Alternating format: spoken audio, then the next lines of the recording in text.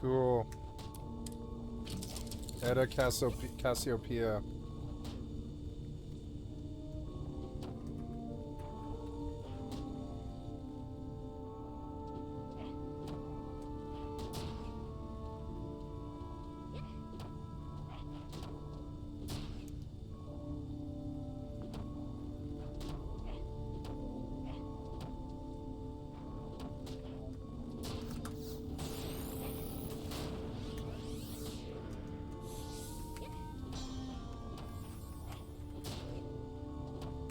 Ready for action, Captain. Cool. What the fuck are we?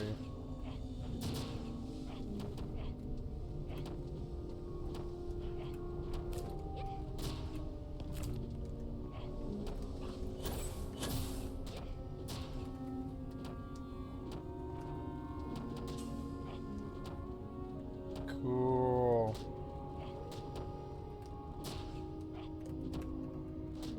I can even go higher, right? Yeah, like, I think there's another one, right? Or no, I don't know, like...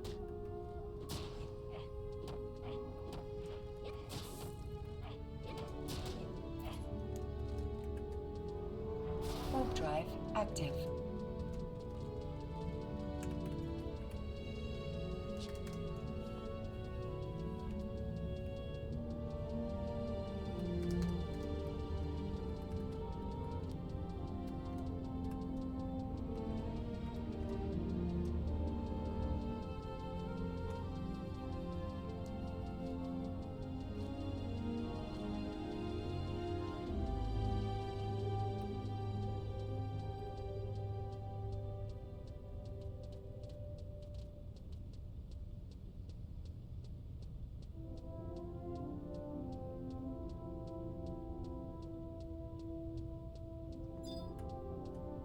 I love the way dark elementals look up close.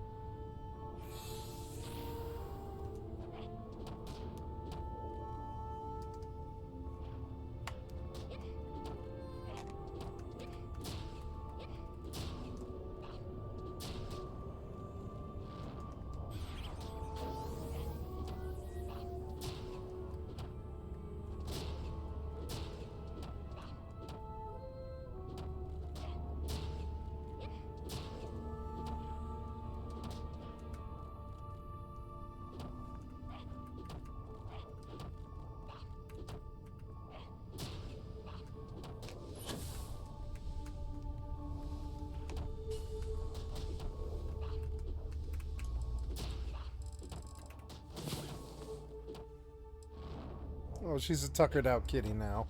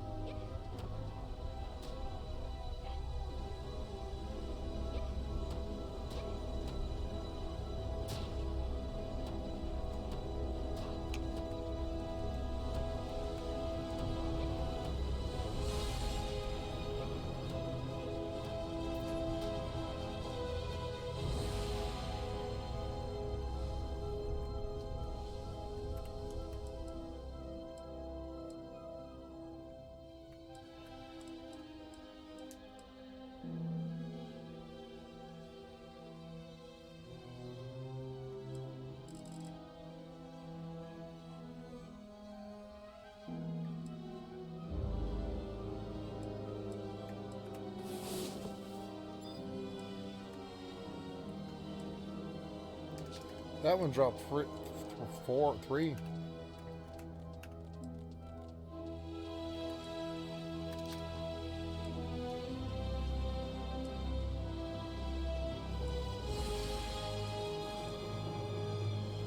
I will save up and buy a peacock charm.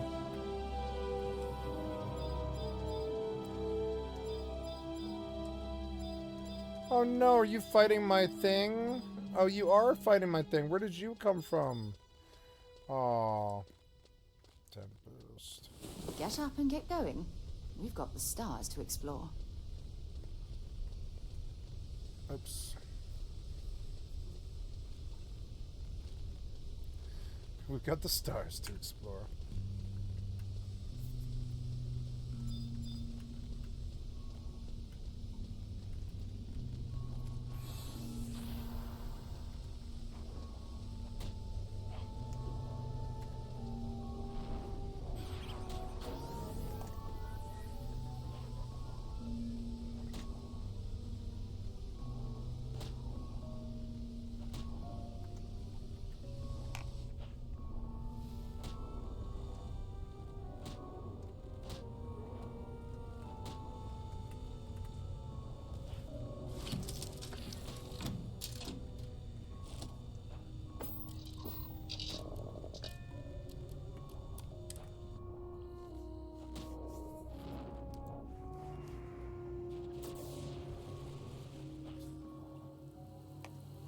Captain, do you require my assistance?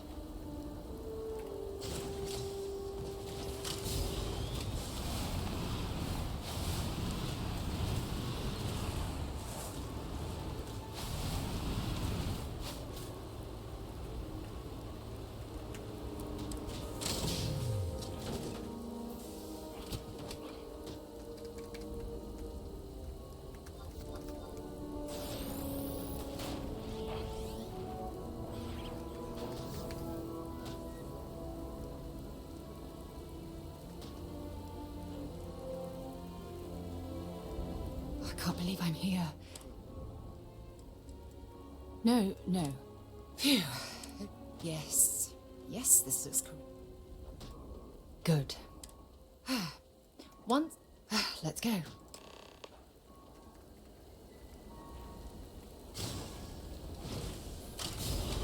try not to be embarrassing.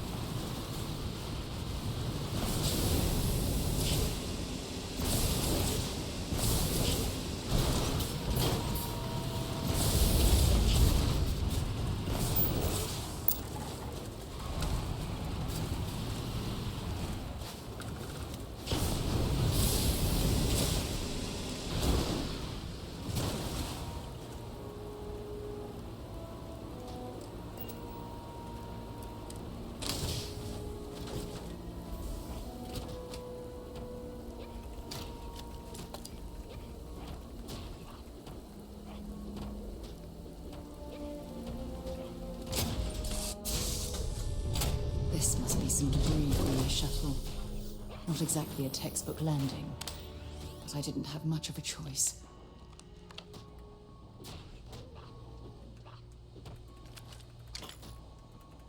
Oh, look. Permanently reduces fuel needed for a grab jump by an additional 1%. Nice.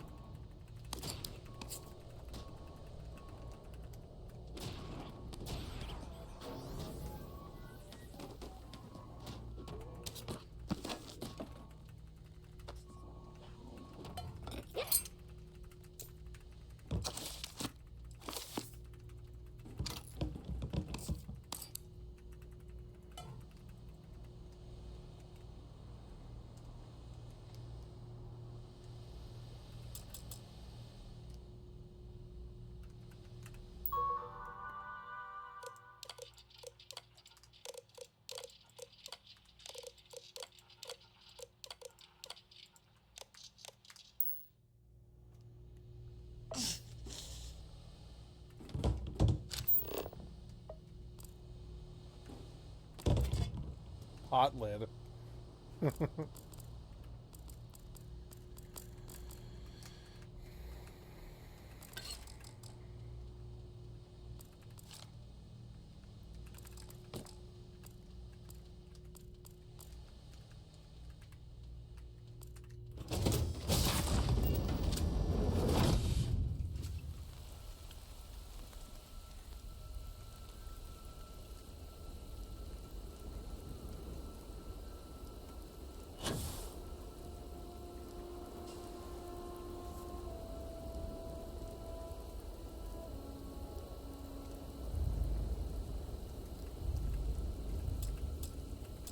Well, this is not exactly.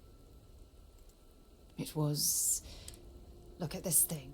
I think we... Sure, if we're lucky. When I was stranded, the beacon...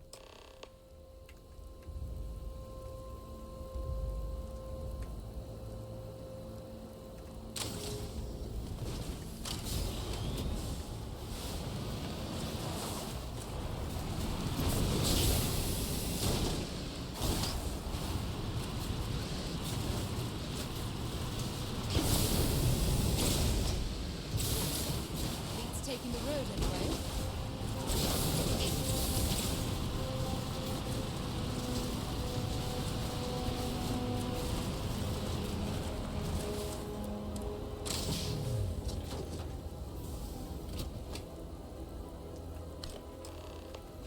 Big mistake. Instant dead. Why? Why was I instant dead? Give me a warning first, motherfucker. The fuck was this?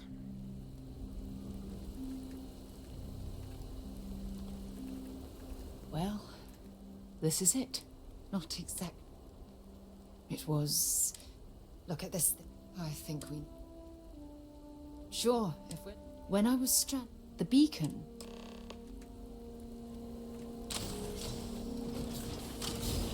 Where to?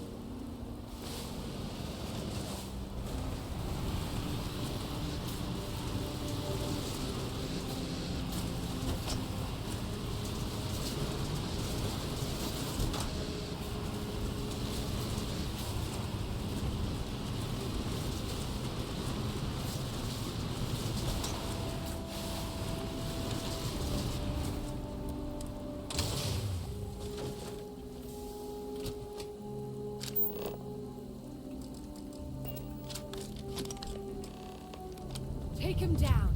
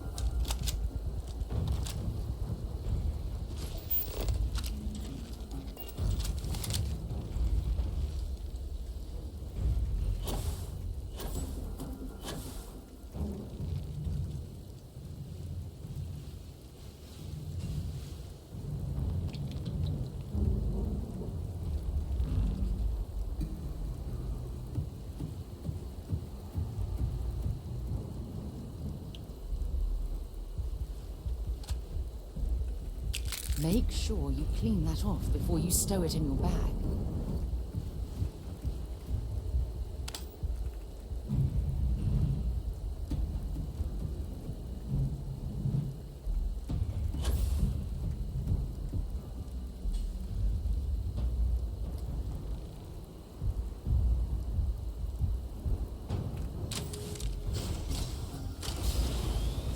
You take the wheel.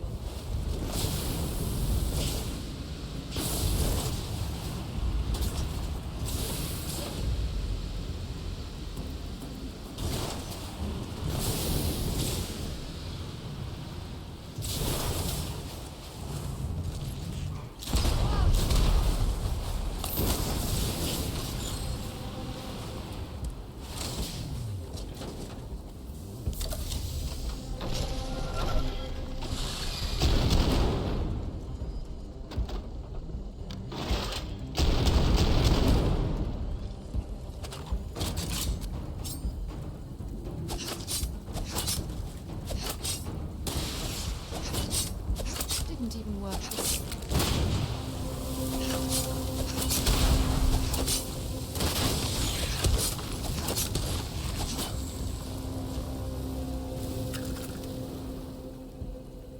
I like the combat in this game. It's fucking good.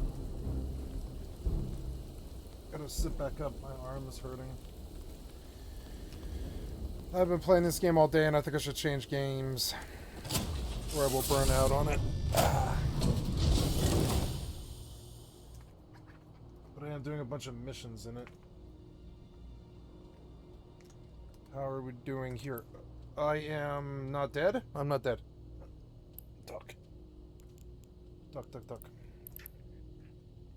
Warp drive active. I should have really thought about that. I should have been like, 4 minutes, ship dies. I don't know. Thank God. It's not really fair to just one-shot my ship, you know?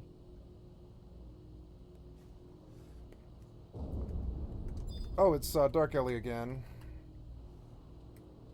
Wide scan. No, they're all dead. Oh, well.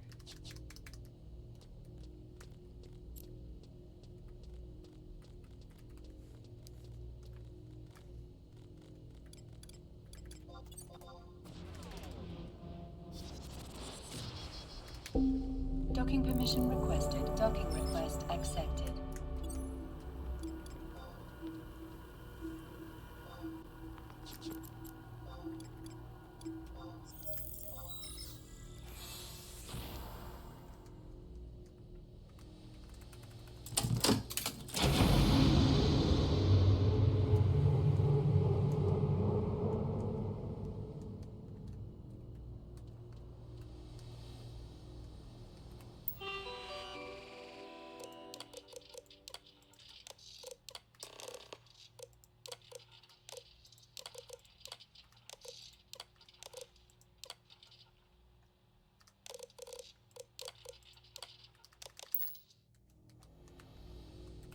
We've located where the other shuttle went down.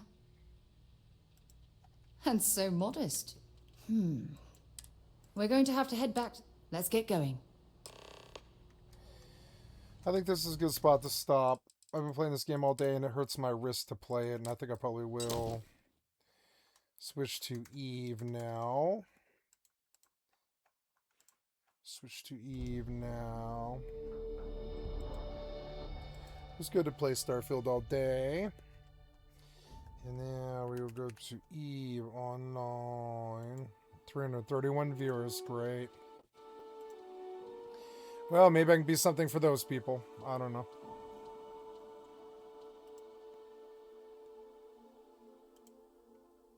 Eve. Online, save. I will go in and play some high risk on 76, but first I will pause to eat. And, yep, and I will watch something on YouTube.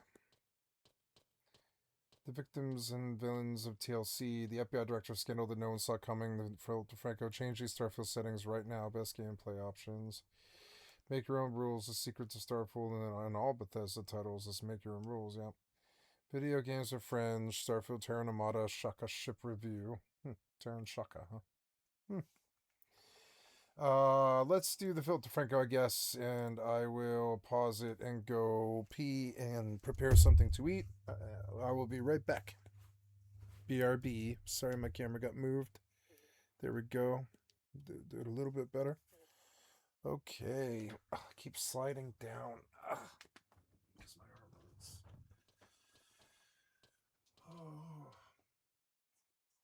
Oh yeah.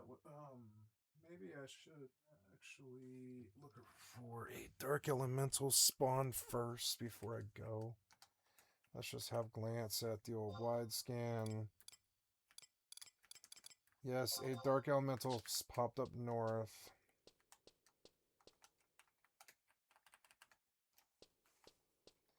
I will go attack it before I leave.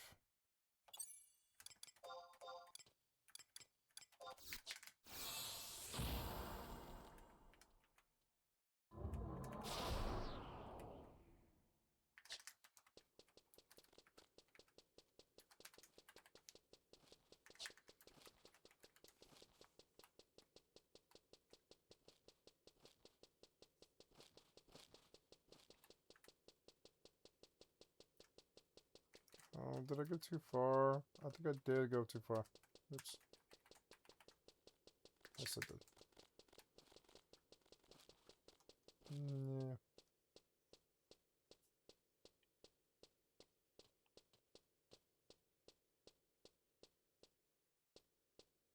It would be fun to be a bard thief and be able to just run around. Did he kill it? Yes, he did kill it. Aw, name.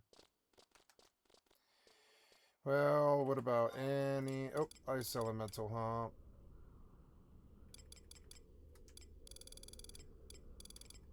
Yep, and darkens.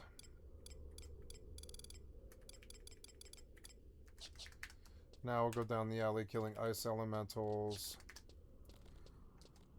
And I will sick my pet on ice elemental here.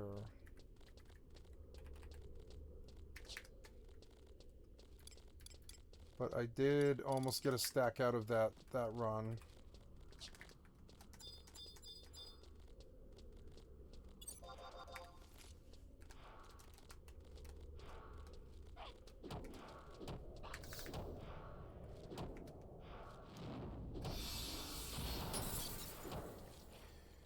Okay, I'll leave you guys to watch this while I pee and make something to eat. I'll be right back.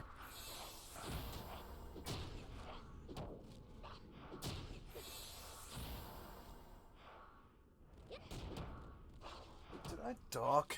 I'm just gonna check. Am I docked? Yes, I am docked. Yeah. Okay. Good.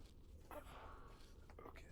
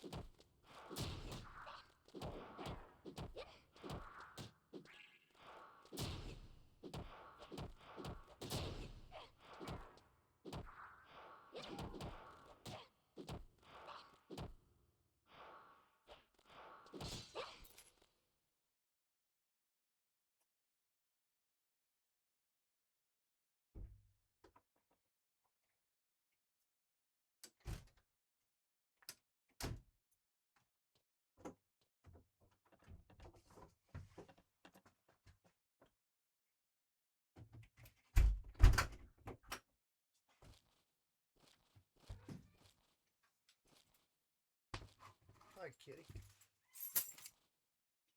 How you doing?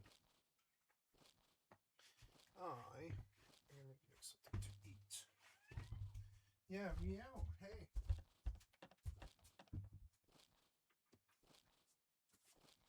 Doing good, kitty? I hope so.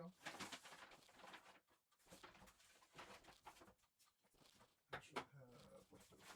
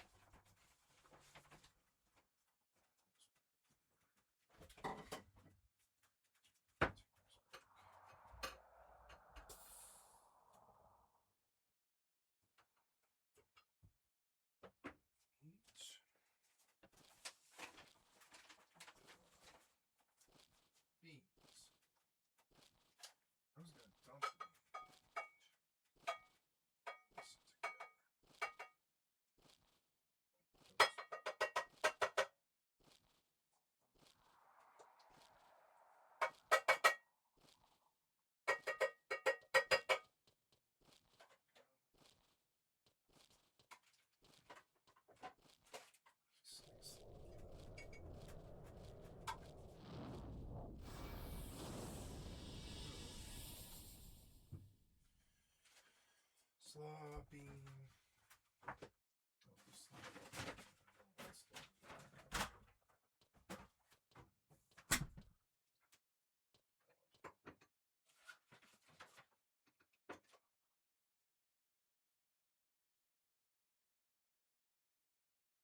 Gluten roll.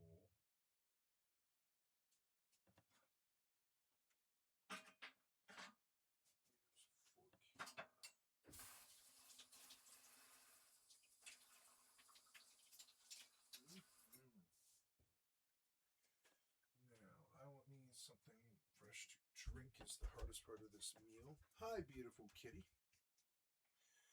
You're just in different places every time I look. It's cute. You're such a little portable kitty. You move around all the time. I like that about you, that you change places all the time, kitty. I think it's kind of cool about your personality. You sort of shift around the room. From speaker to bed to food to my couch. You just sort of shift around the room, kitty. I don't mind it. I like that about your personality. It's kind of cool. It fits an animal. Yeah, I'm just talking to you. Yeah. You're resenting me because I'm not feeding you. Oh, alright, I'll feed you.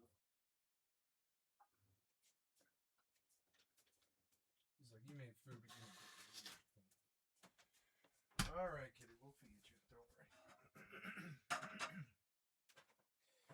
I'm not going to leave you in the lurch. I'm not like that. Yeah, you know that sound? Yeah, you like that sound.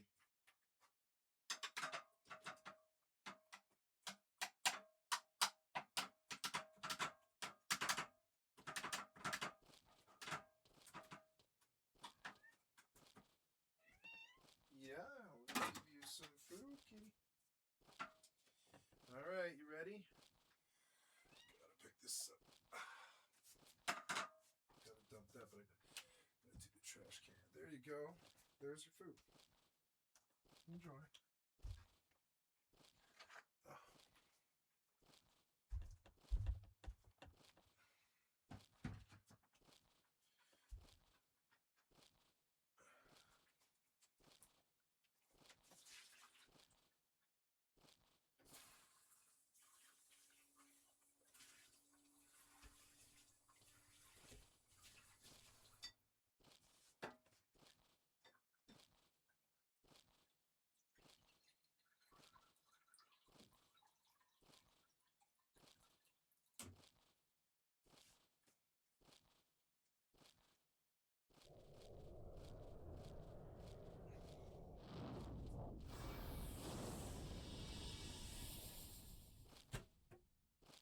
Oh.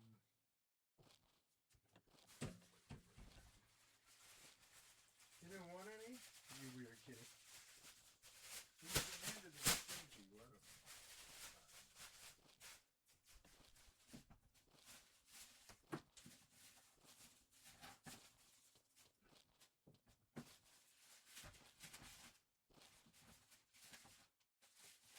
Okay, so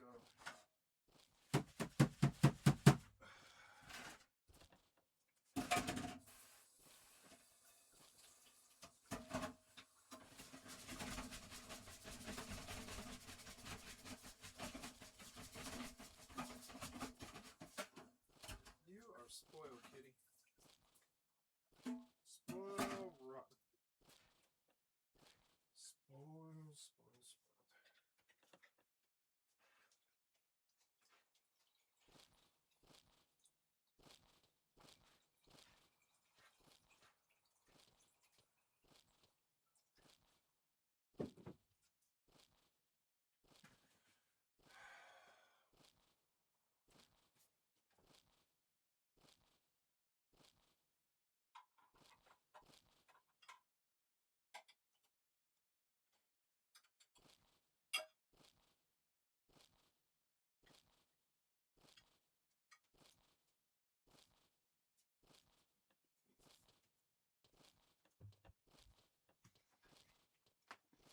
That sound is so annoying.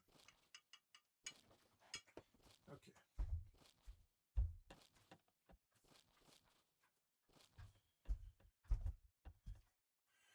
Okay, I've got leftover gluten-free meal, which is good.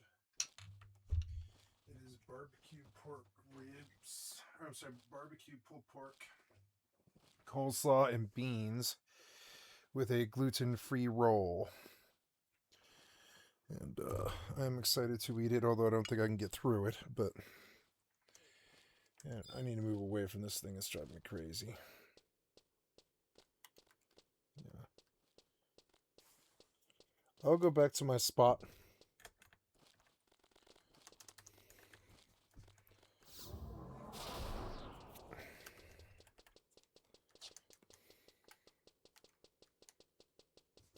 And wait for the for the dark elemental to spawn. Because I don't want to play this right now. I don't want to hear them spawn or move around. We could have the sheep kill this thing. Or well, we could just kill this thing. Yeah.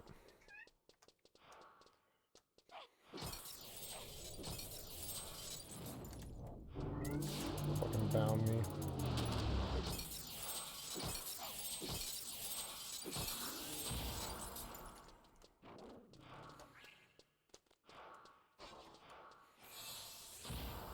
This bind is 30 seconds long.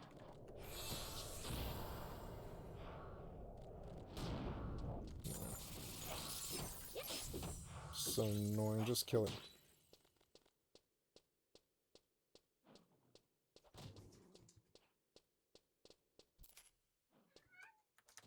Shut up, kitty.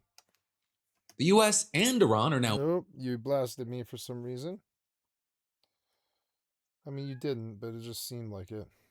both enforcing blockades on the Strait of Hormuz with attacks on commercial vessels. The ceasefire between the countries is set to expire Nobody can tonight. have it. So far, there is no confirmation that they'll even meet for talks. And starting with the ceasefire that's coming to an end, you had Trump announcing it back on April 7th, saying it was conditional on the complete, immediate, and safe opening of the Strait of Hormuz. And while the ceasefire, that took effect, the Strait never really opened back up, at least in part because the U.S. and Iran disagreed over whether the truce extended to Lebanon. And then after in-person talks in Pakistan ended without an agreement, you had Trump trying to turn the tables on Iran, with the U.S. announcing that blockade on all ships, quote, entering or departing Iranian ports and coastal areas. But then also at the end of last week, there were signs of progress, right? Israel and Lebanon, they agreed to a 10-day ceasefire. So in response, Iran announced that it would actually reopen the strait to commercial vessels. So you had Trump celebrating the news, but also saying that the U.S. blockade would, quote, remain in full force until such time as our transaction with Iran is 100% complete. And then adding, this process should go very quickly and that most of the points are already negotiated. And then in other statements throughout the day, he claimed that Iran would hand over its highly enriched uranium to the U.S., that it would agree to an unlimited halt to all nuclear activities, and that it wouldn't get any money in return. He even said Iran had agreed never to close the strait again. But then, the next day, Iran, they closed the strait again, while also rejecting all of his claims about progress on the deal. With the country's Speaker of Parliament and Chief Negotiator writing on Twitter, the President of the United States made 7 claims in 1 hour, all 7 of which were false. They did not win the war with these lies, and they will certainly not get anywhere in negotiations either. With the continuation of the blockade, the Strait of Hormuz will not remain open. And then with all that, you had Iran's Revolutionary Guard Corps issuing a statement saying, we warn that no vessel of any kind should move from its anchorage in the Persian Gulf and the Sea of Oman,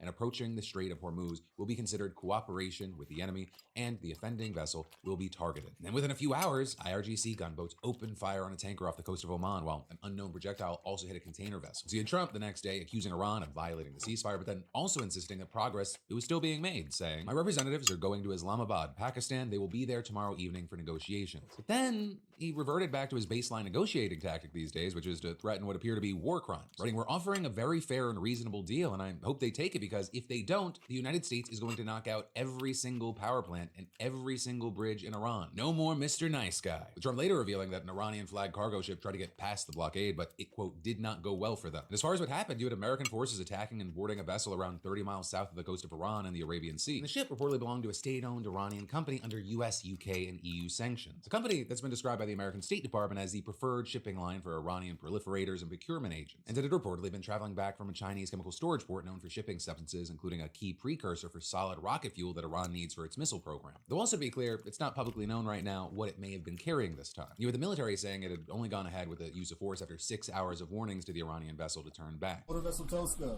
motor vessel Tosca, vacate your engine room. Vacate your engine room. We're prepared to subject. Why are you bossing this guy around? The military then disabled the Iranian-linked ship by firing several rounds into its engine room.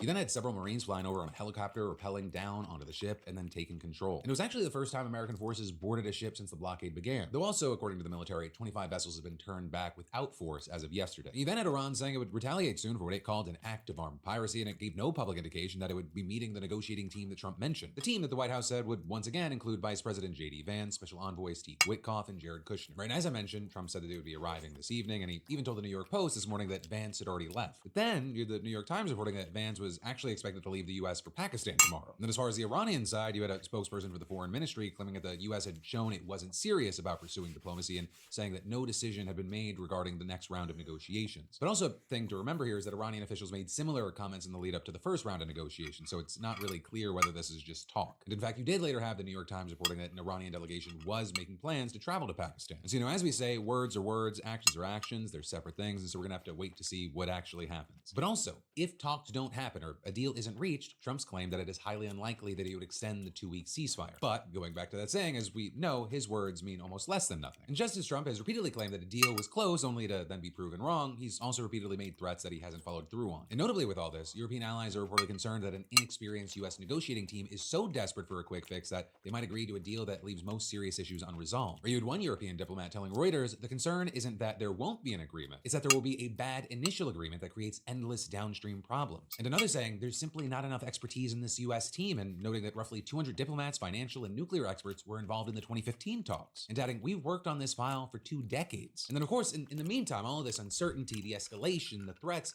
they've just put oil prices back on the upswing, or the price for a barrel jumping by around 5% overnight into today. And the hardest hit region continues to be Asia, but also the longer that this remains unresolved, the more that it could just be kind of a preview for other parts of the world. I mean, already experts are saying that a few more weeks like this, it could push several countries into greater unrest and economic recession while also forcing millions into poverty. And then hey, let's say even if the Strait of Hormuz gets back to normal tomorrow, it could take years for oil and gas output and shipping to reach pre-war levels. And while in the US, the effects might not be as extreme, it is increasingly seeming like this is a problem for the Republicans in the midterms, as ordinary Americans are struggling with higher gas prices. And Trump's maybe trying to act like he's not worried about the potential blowback, with him posting a series of rants on social media just as I was getting the show out for you. Claiming in one that the deal that the US is making now will be far better than the one negotiated under Obama, and rehashing his criticism of that agreement. You then had him accusing Democrats of doing everything possible to hurt the very strong position we are in with respect to Iran, and writing, I read the fake news saying that I am under pressure to make a deal. This is not true. I am under no pressure whatsoever, although it will all happen relatively quickly. And then finally you had him claiming, I'm winning a war by a lot. Things are going very well. The anti-America fake news media is rooting for Iran to win, but it's not going to happen because I'm in charge. But of course, him being in charge is a large part of the reason the world is in this mess, and his unhinged meltdowns on social media, they're not exactly reassuring. But then also, speaking of concerning behavior from the people that are running our government, we've got to talk about the Kash Patel situation. Because just everyone's been dunking on him ever since this Atlantic article over the weekend claimed that the FBI director is erratic, frequently absent, and prone to heavy bouts of drinking. That the fake news mafia isn't hitting you personally with baseless information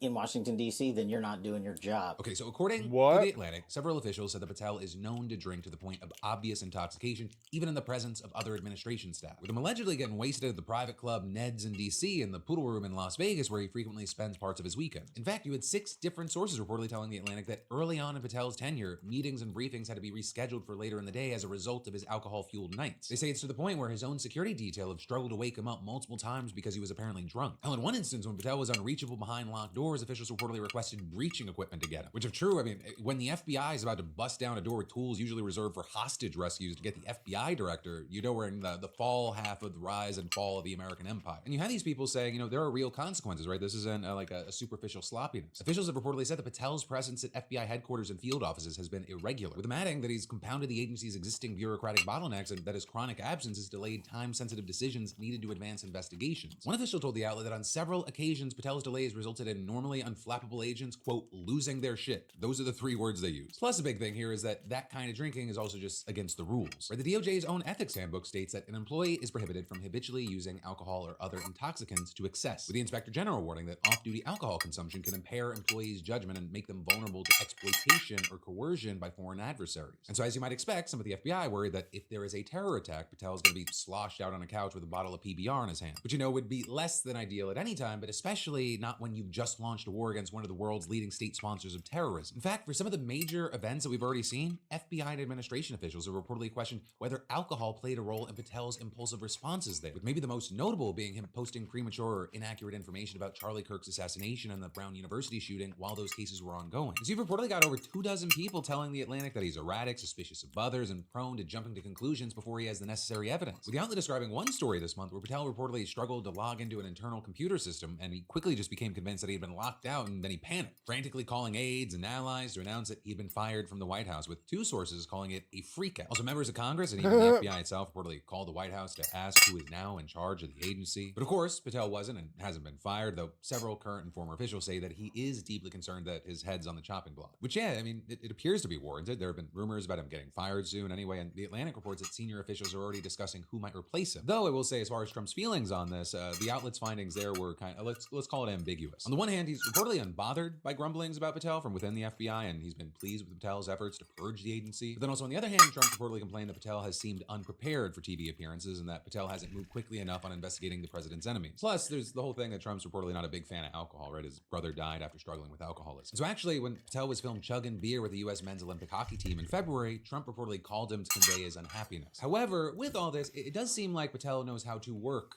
with or work Trump specifically. Or with Patel seemingly trying to get back into Trump's good graces with this answer on Fox about the 2020 election. I am never going to let this go because they not only have personally attacked the presidency of the United States and President Trump, but they tried to thwart our elections and rig the entire system. I can announce on your show that we've got all the information we need. We're working with our prosecutors at the Department of Justice and their Attorney General Todd Blanche, and we are going to be making arrests, and it's coming, and I promise you, it's coming soon. And actually, on the note of him being litigious, he addressed the Atlantic article about him as well. They can beat their drums and stand next to toxic waste all they want, but that doesn't make it toxic waste. And Maria, I'm happy to announce on your show that we are not going to take this laying down. You want to attack my character? Come at me. Bring it on. I'll see you in court. And yeah, it appears he meant it because today he sued The Atlantic and its reporter Sarah Fitzpatrick for $250 million alleging defamation, with him claiming that his lawyer sent a letter to the outlet denying the claims and asking for more time to refute them, but that The Atlantic went ahead and published them anyway. Now, to win this, Patel would have to prove actual malice, meaning that one, the information printed in the article is false, and two,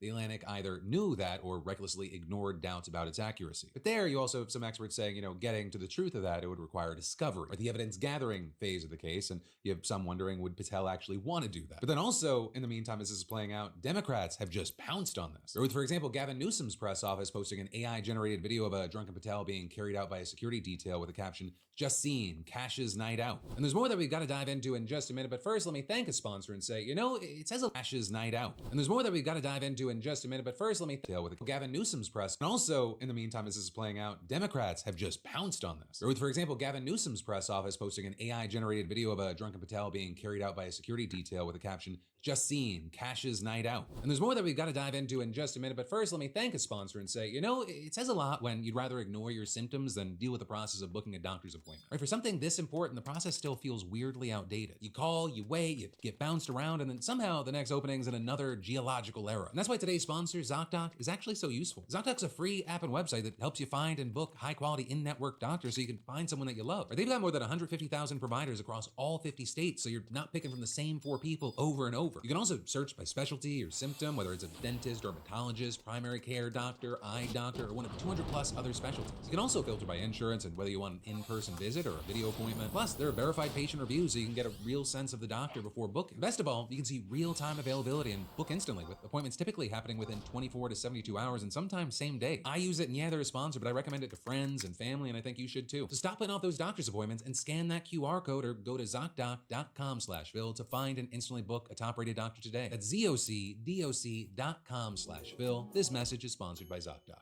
Then, diving right back into the news, the president signed a $50 million executive order to fast-track research on a psychedelic aimed at ending opioid addiction. It's called Ibogaine, and it apparently only took one text from Joe Rogan to get the ball. Oh, wow. Ibogaine. I've been wondering why they wouldn't push Ibogaine.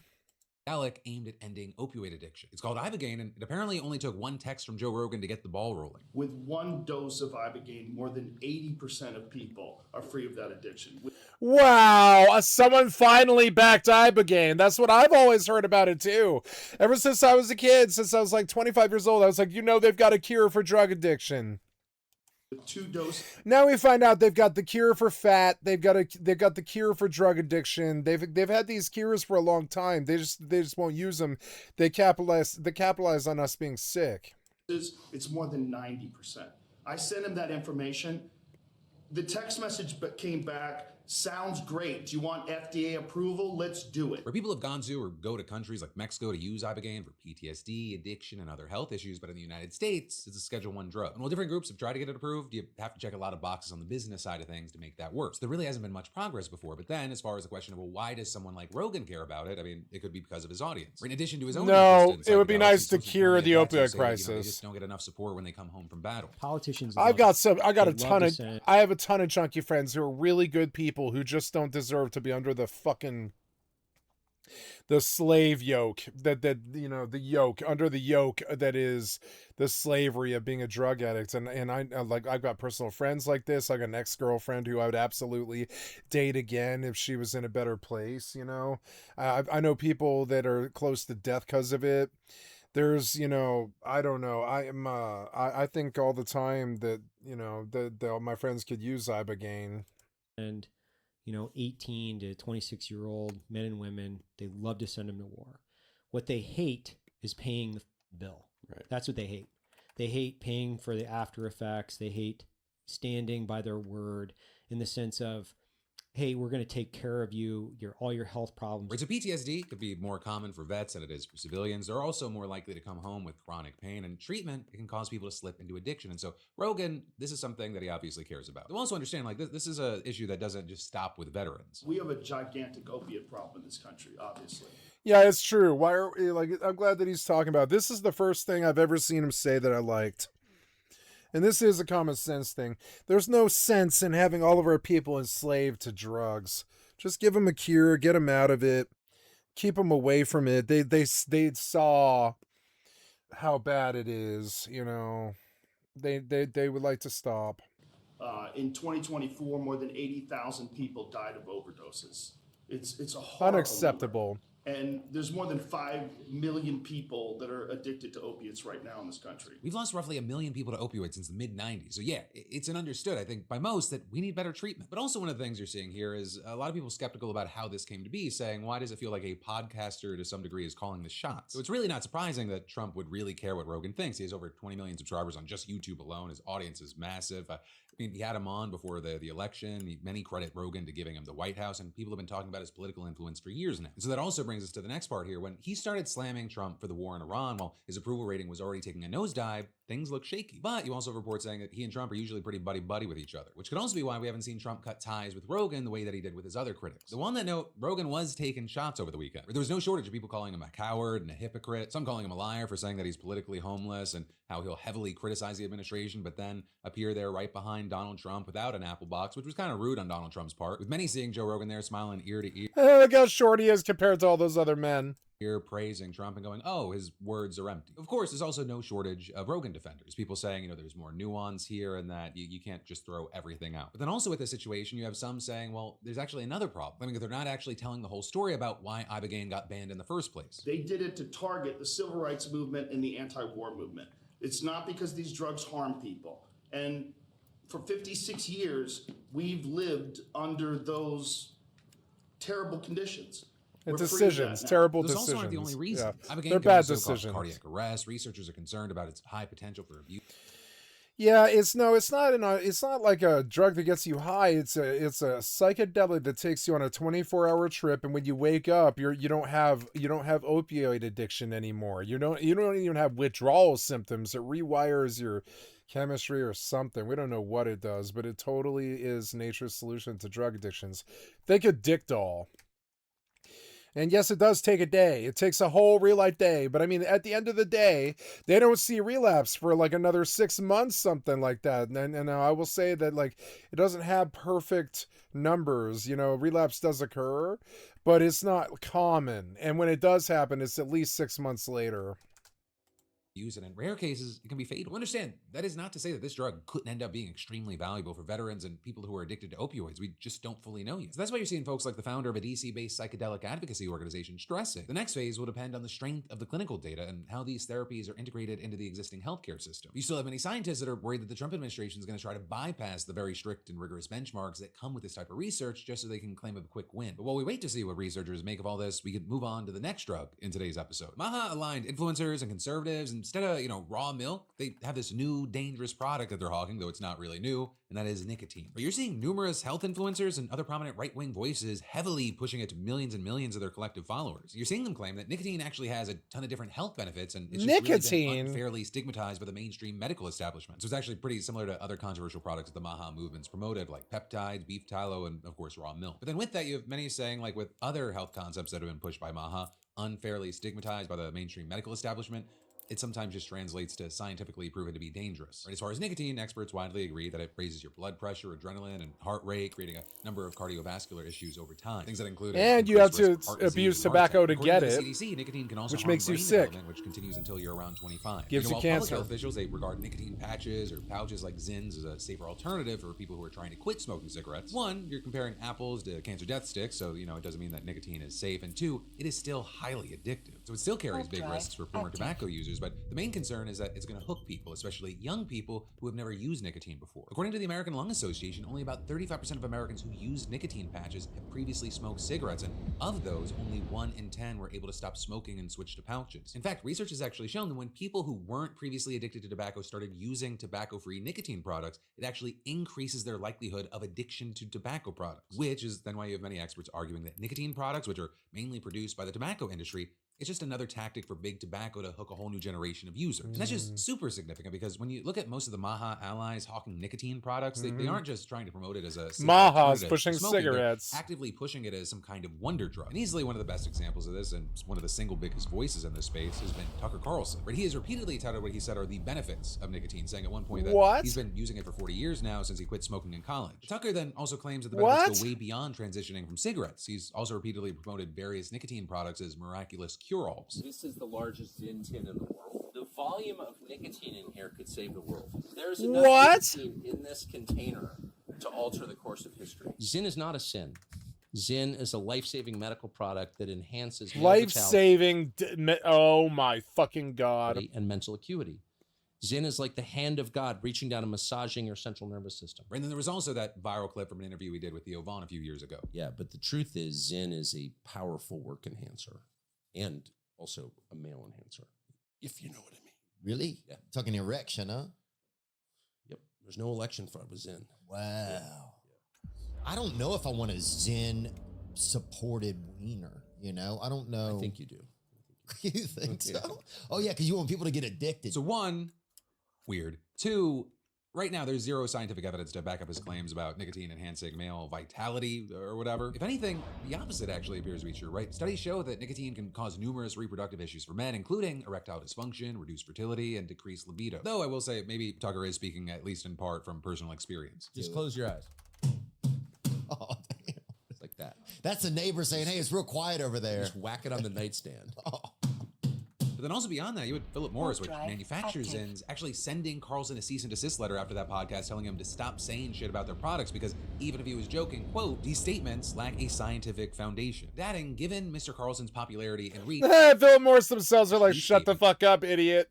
Could promote a misunderstanding and misuse of our products. Then, you had Carlson slamming the company for that rebuke, and in fact, he cited it as part of his reason that he launched his own brand of nicotine pouches called Out, which he then touted as an alternative to so-called woke products like Zyn, because apparently Zyn is woke now. But Tucker's also not the only person who gets direct financial benefit from pushing nicotine products. Right? Dave Asprey, for example, a biohacking influencer with millions of followers, he's also been one of the biggest proponents. A belief that, I'm sure has nothing to do with the fact that he's reportedly invested in the nicotine pouch company Lucy and done consulting work for Philip Morris. Right? And Asprey's repeatedly echoed Tucker's claims that nicotine can increase cognitive These guys are function, big tobacco shills. help people live longer. And that's also been then echoed by Jillian Michaels, a Maha Alliance celebrity fitness influencer who's repeatedly talked about her use of nicotine and made wild claims about its health benefits benefits on her podcast and beyond. Where they're claiming in one interview that she uses low doses of nicotine to protect against Alzheimer's and Parkinson's disease, as well as to sharpen focus and help treat her ADHD, saying at one point that nicotine is not toxic and claiming that it's actually beneficial. But again, all the science that we have right now, it shows that nicotine is in fact toxic. Yeah, well, at least the ways that you imbibe it are all cancer causing. Like if you smoke tobacco, if you do Zyn, it will give you mouth cancer. Both ways will give you mouth cancer. Zyn will give you mouth cancer. Tobacco will give you mouth cancer. I smoked cigarettes for 27 years. Trust me, I know. And yeah, these things will give you cancer.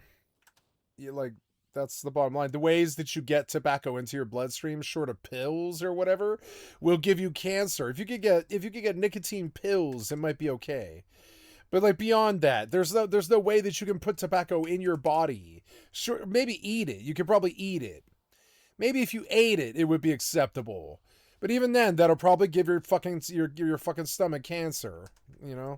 Again, there's no real evidence to back up these sweeping claims. Right, experts say that, like literally any other stimulant, nicotine can make you slightly more alert, but it doesn't improve cognitive function or make you more intelligent. In fact, as we noted before, it can actually harm brain development in those 25 and under, and it can even harm concentration in the long run because users build up a tolerance and then can struggle to concentrate without it. And then as for the various kind of miracle cure claims, like that nicotine can prevent diseases like Parkinson's or Alzheimer's, experts say that the research there is very preliminary and far from definitive. But then many also arguing that it's incredibly alarming for supposed health influencers to be pushing these products to their fans. But then you also have some in the Maha camp hitting back, claiming, as they have with many other products, that the medical establishment is intentionally hiding information about natural cures while pushing prescription medications that just make people sicker. Right, last year, for example, leading... You are the right wing. You are the shills that make it possible for Big Pharma to do what they do with these large corporate fucking... Maha influencer Alex Clark did a podcast titled "Nicotine is Not the Villain, What Big Pharma Hides from Parents." And in it, she interviewed an alternative medicine practitioner who claimed that the pharmaceutical industry has buried information on nicotine's benefits and argued that it could treat COVID, cancer, and more. Also, Clark herself telling viewers that everything they've been told about nicotine has been a lie. You know, to close this one out, I am interested. I am curious also what you make of this, especially if you're someone who uses or has used nicotine products. Or because nicotine, this is definitely like an outsider looking in situation. I had smoker parents, kept me miles away from this stuff, and also I'm just scared of anything that's addictive. Like I feel like I'm addicted to chocolate, so I feel like I have no shot on nicotine, and so I've never tried it. And anecdotally, like 90% of the people that have used it or do use it in my life, they regret it. But that, my friends, is the end of your Monday dive into the news. Though I'll say what a week we have in store ahead. Also, that's where I'll leave it because I don't want to ruin anything. Just make sure that you're subscribed and you have your notifications turned on. And also, if you're in North America, maybe text me at 813-213-4423. Your choice for no specific reason. But with that said, thank you for watching. I love yo faces, and I'll see you right back here tomorrow.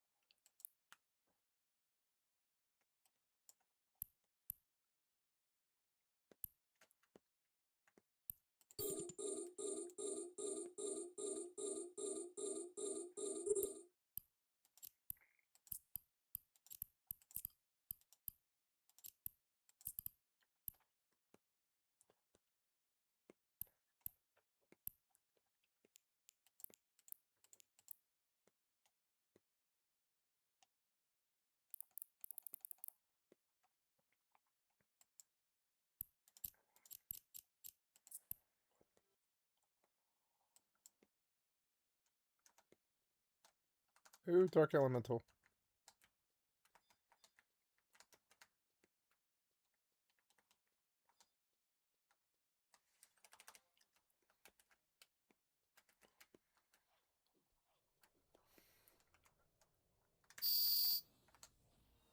Fallout 76 first released on November 14th, 2018, and marked a turning point in the history of Bethesda Game Studios.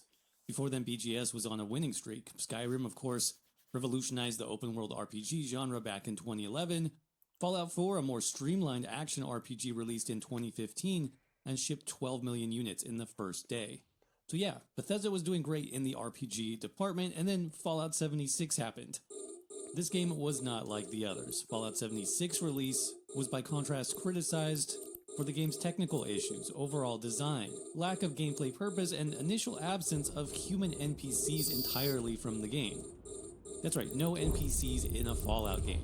But before I got to play Fallout 76, I was majorly hyped for this game. I mean, I loved online games personally and MMOs, and Fallout was my second favorite franchise next to the Elder Scrolls, so the potential this game had for me as a player was pretty insane. And yeah, I played it at launch, and I stuck around for as long as I could once I got my hands on it because I did love the Fallout franchise that much. But ultimately, there wasn't enough in Fallout 76 to keep me engaged for the long term. Today though, Fallout 76 has over 24 seasons of content, multiple new map expansions, a complete NPC overhaul, bounty hunting, ghouls now as playable characters, and some of the most Fallout-y areas I've seen in any Fallout game by far. Like, the new stuff just looks pretty incredible, and I've always wanted to jump back in fresh, so I did what any reasonable person would do. I made a brand new character, skipped over the paid boost but got the free one, stocked up on weapons and leather armor, and jumped back in to see exactly how far the game had come in these past 7 years.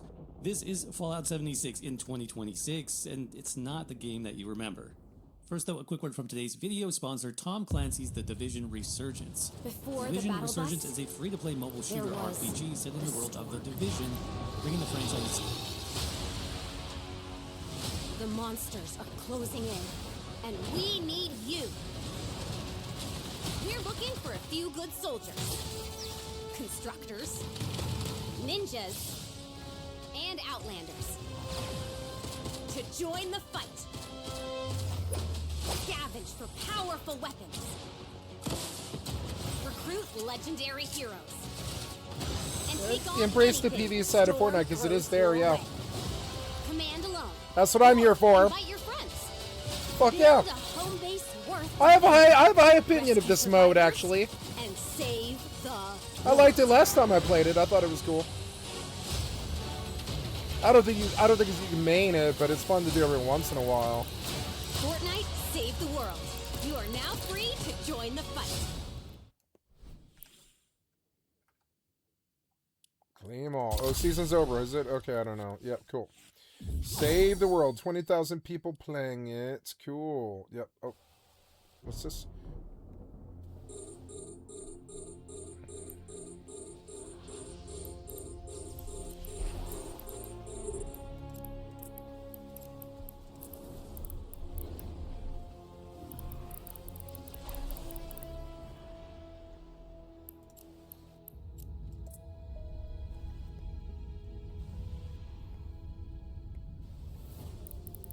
A module has run out of charges. I'm all alone out here. If you can hear me, I need your help. I'm all alone out here.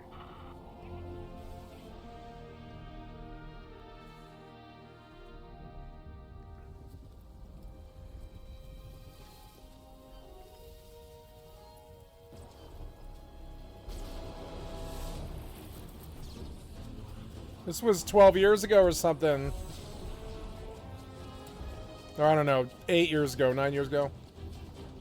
The V-Buck. The first time you ever saw it.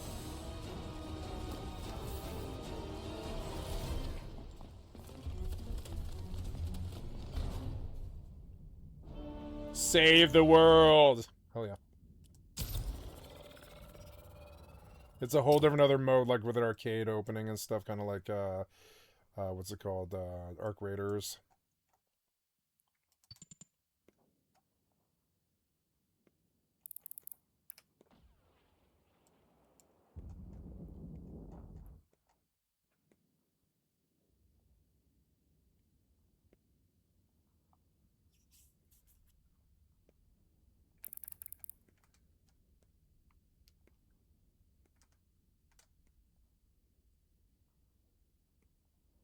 Signature tactical combat and urban survival to a new platform. Play with friends to take on tougher encounters or run missions completely solo and progress at your own pace. Test your skills in the conflict modes, skirmish and domination. If you're feeling competitive, or enter the infamous Dark Zone, a unique PvPvE open world where you must take down powerful enemies to earn rewards before other players or even team members claim them from you. As you play, you'll choose your specialization to fit your own playstyle, level up and improve your skills to unlock new signature weapons and unique gadgets, or switch specializations and change your role at any time.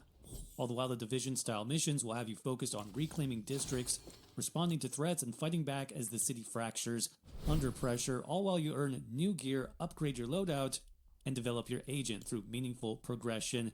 And of course, customize the look of your character by choosing from a wide variety of weapons and gear, along with skins and cosmetics to build your perfect agent. And the best news of all is that you can jump into Tom Clancy's The Division Resurgence right now for free on both iOS and Android by using my link down in the description or pinned comment below. Thanks again to The Division Resurgence for sponsoring this video, and let's get back into it. Yes, the Fallout 76 character creator. This definitely brings back some memories. It does look like maybe they've added some new options here since release, but I didn't want to spend too much time as I'm pretty sure I'm just going to end up in power armor anyways. So I decided to get through the character creation pretty quickly. But as far as the start of the game, head to Skyline Valley first, and the difference is noticeable right away, just in terms of the biome. The quality here definitely looks improved from the base game areas. The skybox in particular is amazing, and I have no idea what's going on here, but it does look fantastic. Just a different look overall. With these purple clouds, purple fog, lightning, it definitely has a unique kind of scary vibe almost. I came across this unique POI, the Dark Hollow Manor, which I assumed would have some quests, as this seems to be a pretty unique location. Though I didn't really get any prompts at the time, and so I just continued to explore. I got a nice jump scare in the woods fighting this powerful enemy. But I also wanted to survey the area too, which is a mechanic I remembered from the base game, where you basically climb these watchtowers and then you can unlock more of the map locations. So I did a lot of exploring, but almost no NPCs in this expansion area, which I thought was weird considering the amount of NPCs and faction interactions that were added with the Wastelander DLC. So after a quick search, I did figure out online that you need to be at least level 25 to start the quest in the Skyline Valley region, which is probably why I'm not getting any NPCs to interact with. So I definitely need to level up a bit at this time. And speaking of leveling up, now is actually the best time to check out some of the events in Fallout 76. Now, events were in the initial release of the game, so I was familiar with some of the locations and the scenarios, like the farmhand robots going crazy, for example. But I know they've been adding events all the time, and specifically higher level public events that you can just join into. Those public events seem to offer much more in terms of experience gain and loot drops, but you do often need other players, which is totally fine, since these get announced to the entire server basically, and this is where players kind of go to do group content just as it's happening. So a few events and quest turn-ins later, and I was finally level 25 and able to start the Skyline Valley area. And that questline is finally starting to make some sense after picking up a radio transmission and slowly tracking clues and felling giant turkeys along the way. You're led directly to the manor house to continue that quest line. It's really good too. I just wish there was some sort of indicator or note that when I got to the zone, it was for level 25 plus, because unless I missed something, there was really no way of me knowing how to get started in this region. But I am glad I figured it out, because the overall atmosphere of the zone is some of the best I've seen in this game. Getting back to the Hollow Manor leads to a huge battle, which ultimately kills me, but I do get it on the second try. And after finishing up that battle, leads to the main quest for Skyline Valley, which I won't spoil here, but it is significant and a great storyline with many twists and turns. Definitely worth finishing up if you haven't done it yet. But the other new area which I wanted to explore was also Burning Springs, which is the latest new area added to Fallout 76. This new one is wild. The first thing I came across was a group of raiders getting mauled by rat hogs, and I tried to wait long enough for most of the fight to finish itself, but the hogs eventually came after me and nearly killed me too. But that brings us to Highway Town, one of, if not the coolest locations I've seen in a Fallout game yet. And that's just the outside. There's a whole underground section too, which I wasn't expecting at all. There's a lot you can do here as well, but talking to the ghoul sets you up for the bounty hunting quest line, of which there are a couple different versions. There's grunt hunts, which are basically bounties that you can find throughout the region. Cool, it looks awesome. And then there's a more advanced version, which that bounty actually turns into a server-wide event. Now, being the low level that I am, I decided obviously to take the lower version of that, but I am a big fan of this type of repeatable bounty hunting missions, so definitely was excited to try this out. My first bounty hunt was Prospect Hill, but these dudes had like rocket launchers and some high-level weapons, so they definitely put up a pretty tough fight that I was barely able to survive. And I returned the first bounty and picked up the second to do some more exploring, and honestly, I just love the atmosphere of this zone. The music, the desert landscape. This is definitely what I imagine when I think of Fallout, and it just looks amazing. Turns out this second bounty was even more difficult than the first. Luckily, the bounty rushes out to attack me because there's guys here with power armor and machine guns inside the compound that I don't stand a chance against. So I am able to pick off the main bounty and a few others with lighter armor, but I can tell that this is definitely a higher level activity now because my weapons are barely cutting it at this point. Still, I decided to explore the zone even more, and I'm glad I did because I came across the most insane location I have found in the game yet, called the Rust Kingdom. This thing looks incredible. It's basically a Mad Max-inspired raider location. These guys also team Deathclaws, but when you arrive, the Deathclaws actually get loose, and so they're battling the raiders the moment you walk in. I spent several minutes here just watching them fight across the map and eventually jumped in to finish off whatever was left over while doing some further exploring. But this is just like fantastic content that you discover and you can choose to engage with or not. And this is when Fallout is at its best, in my opinion. So yeah, A+ for the Rust Kingdom location. So yeah, I like how the map has been growing and expanding since launch. The new regions look much better from the base game too, just in terms of the visuals, but also in terms of like new factions, new locations. Oh, I lost an ogre, I guess. Burning Springs, and I've barely even scratched the surface of the base game content that I missed. No, I since just launch. didn't get my It's nice drones. to see that they're still adding and improving things here. I do want to mention combat and performance too, in contrasting my experience now versus the launch game, as combat now feels better too, compared to how I remember it at least. Now, one of my initial complaints with Fallout 76 at launch had to do with the clunkiness of how it played, especially in combat, as there always seemed to be this like slight delay between when you fired your weapon and when it actually hit the target or just missed entirely. So some of this was probably due to the earlier state of the creation engine at launch being forced to now serve a multiplayer game. But now, 7 years later, the combat actually does feel smoother and more responsive, though it's still not amazing. For example, I don't recommend like precision-based weapons for this game, like pistols or sniper rifles yet. But my VATS shotgun build, blowing off enemy body parts, that's doing just fine. Crashes too were also a huge issue at launch, and luckily I haven't had any crashes since returning to the game for my newest playthrough here. For reference though, I am on a pretty high-powered PC, and your mileage may vary in terms of performance, especially if you're playing on consoles still. Then you also have the build system and camps in Fallout 76, which has also exploded since launch.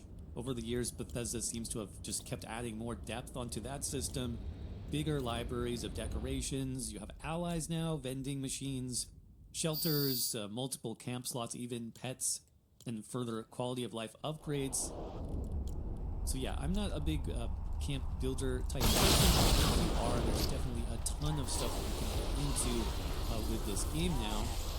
But I do want to talk about monetization too. I think most players remember the introduction of Fallout First, that paid subscription model to Fallout 76 that launched after the game and got a lot of negative criticism. That this was a premium membership with a monthly allotment of atoms, which is like premium currency for cosmetics, plus, you know, the introduction of private worlds, scrap box, and other conveniences. Definitely not a great look for the game at that time, especially with the rough state the game was in, plus having a full AAA box price.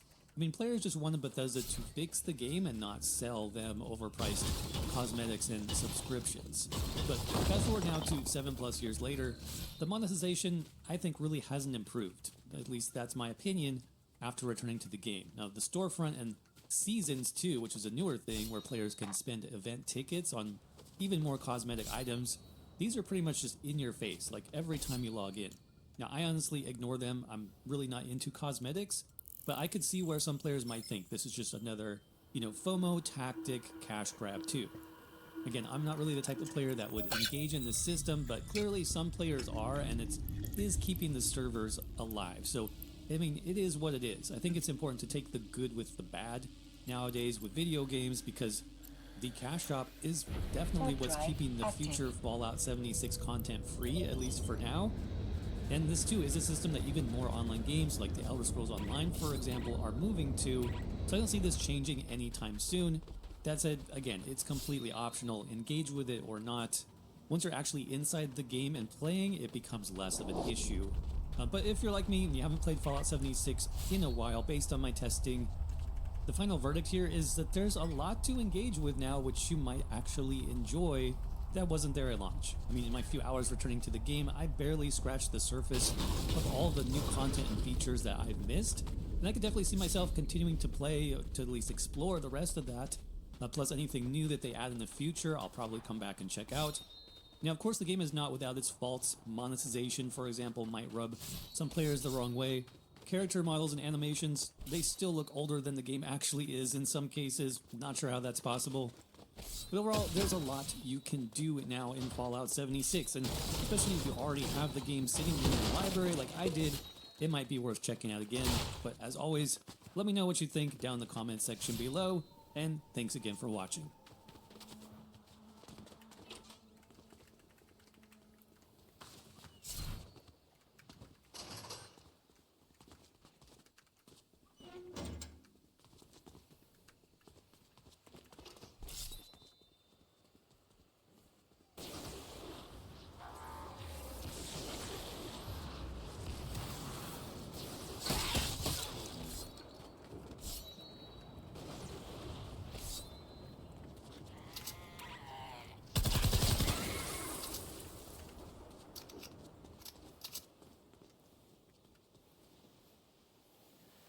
Oops. Search the lab for information.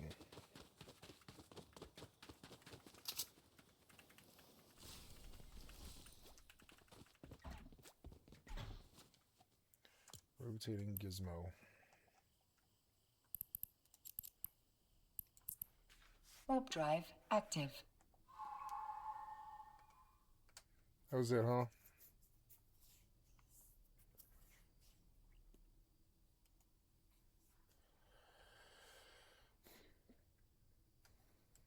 Bada bing, bada boom.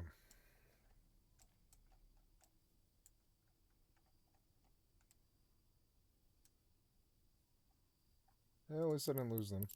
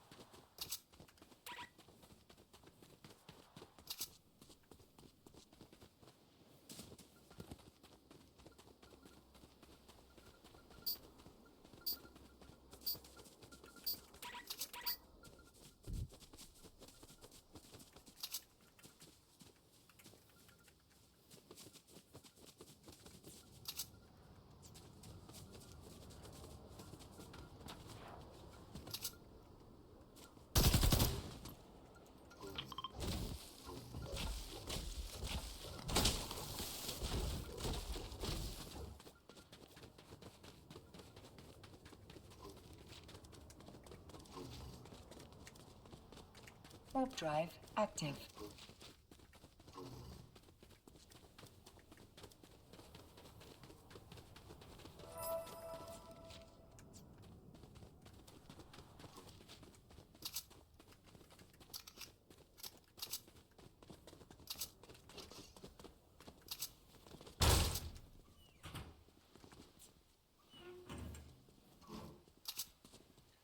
Search what lab?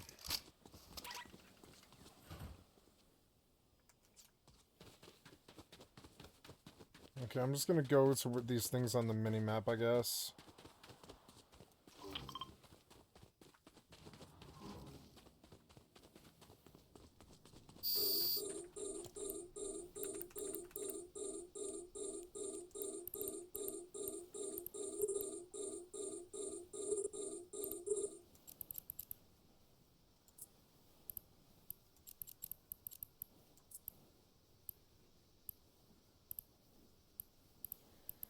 Wait, what? I didn't get the ogre, I don't think. Oh my god, I have to do this again? Son of a bitch, man. I don't know, I like this shit, but I don't like it that Warp much. drive active.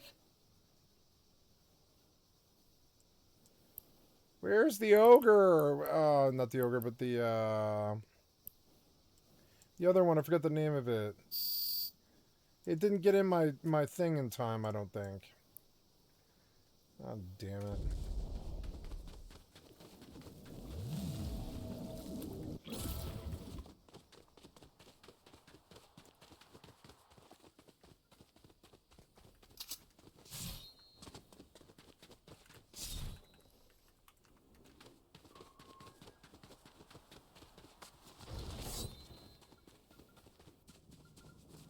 Docking permission requested. I don't know what to do. You're not telling me where to go or what to do, and if that's how you treated me at the beginning of the fucking game. It seems like you want me to search some lab, but you have no idea. I have no idea where it is. Where would I go? Where would I go to do that?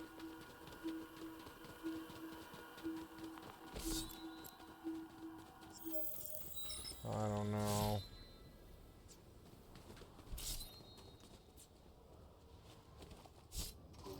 Also, this map is weird.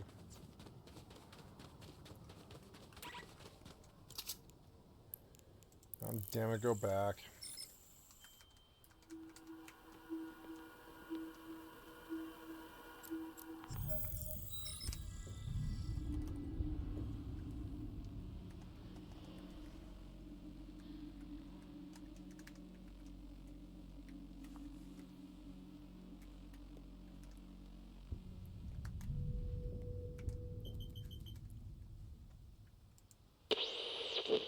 Bada bing, bada boom.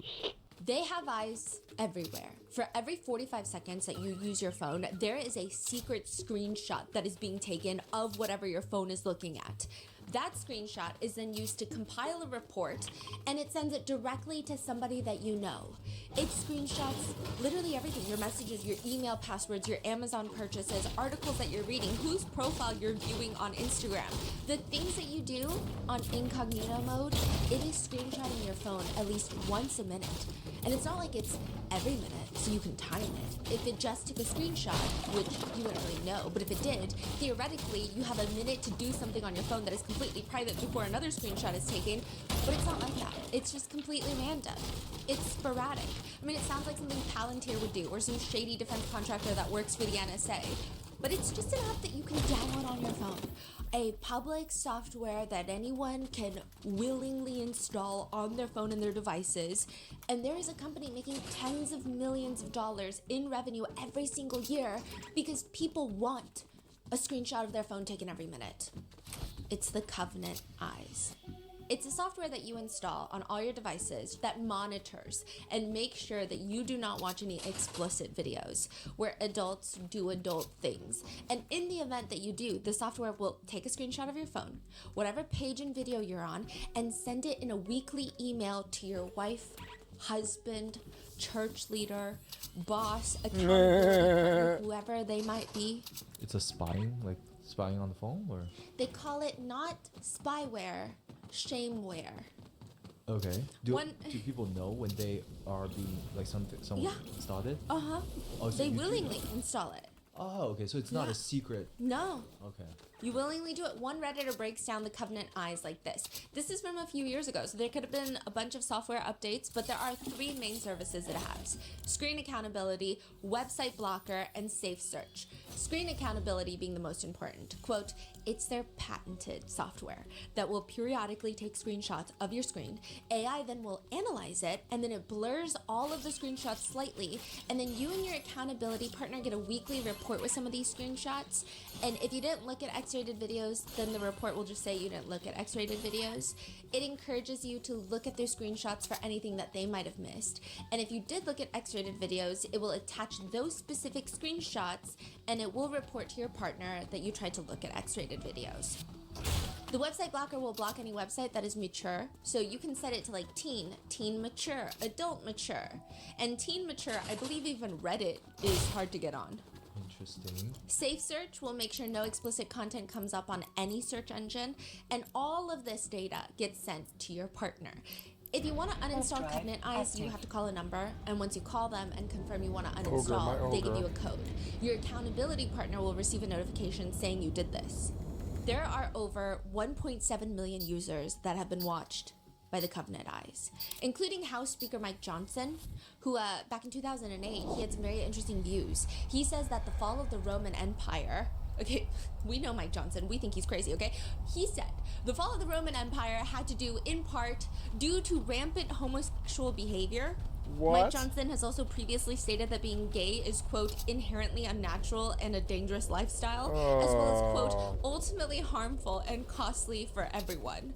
Why is it costly for you, Mike Johnson, unless you're involved, okay? He also weirdly kind of thinks that if we just let gay people get married, what's next? Someone's gonna marry their dog? That's literally what he said. It totally makes a lot of sense if you're a homophobe with a hole in your brain. But in 2022, he spoke publicly about how he and his then 17-year-old son were both on Covenant Eyes, and they were each other's accountability partners. They would monitor each other's weekly X-rated video intake. So wait, so it not only takes screenshot of the video, it takes screenshot of everything, correct? Yes. So it's like your bank account, your private Yeah. data, they have all of that. Yeah, I know exactly where you're going with this. When he said this in 2022, everyone said, now wait a fucking minute, is that not a safety hazard to the United States of America? Yeah, but he never addressed it. He just said, Covenant Eyes is the software we've been using for a long time in our household. It scans all the activity on your phone or your devices, your laptop, tablet, what have you. We do all of it. And then it sends a report to your accountability partner. So my accountability partner right now is Jack, my son. He's 17. So he and I get a report of all the things that are on our devices once a week. If anything objectionable comes up, your accountability partner gets an immediate notice. I'm proud to tell you my son has got a clean slate. Yeah, okay. Okay, perhaps he no longer uses it because he is a sitting member of Congress. I don't know, but it's just alarming. But what happens when you have Covenant Eyes and the content being viewed is not on a legal X-rated website? What if the content being viewed is not even legal and is just one of the most morally bankrupt, ethically bankrupt things that you can do on an electronic device? That involves crimes against children. If there is CSAM, does it send an alert? Who gets alerted for that? Because that is what reality TV star Joshua Duggar gets arrested for. This is the case of the Duggars, and the 3 arrests of Josh Duggar, and more recently, Joseph and Kendra Duggar, and all of the potential crimes in between.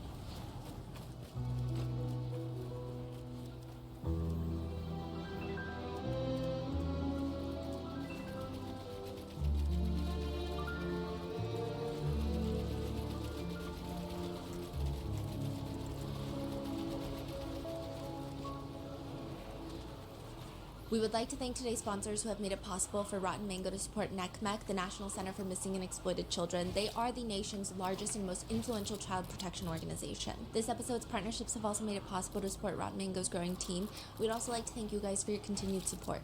As always, full show notes are available at rottenmangopodcast.com. A few intense disclaimers, including religious trauma, grooming, incest, CSAM, CSA.